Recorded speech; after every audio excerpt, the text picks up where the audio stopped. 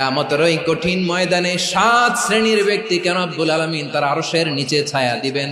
তার মধ্যে প্রথম শ্রেণীর ব্যক্তি হলো ইমামুন আদিল, যে ইনসাফের সাথে বিচার করে, যে জাস্টিস সমাজে সার্ভ করে, যে সুশাসন নিশ্চিত করে, ওই ইমামুন আদিল। আদিল শব্দটা বুঝছেন না? ইন্নাল্লাহা ইয়া'মুরু বিল আদল, পাইছেন?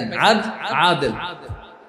7 শ্রেণীর ব্যক্তিকে আল্লাহ তাআলা সুশীতল আরশের নিচে ছায়া দিবেন, যেদিন তার দেয়া ছায়া ছাড়া কোনো ছায়া থাকবে না। এর প্রথম হচ্ছে ইমামুন আদিল, ন্যায়পরায়ণ শাসক। চিল্লায় বলেন সুবহানাল্লাহ।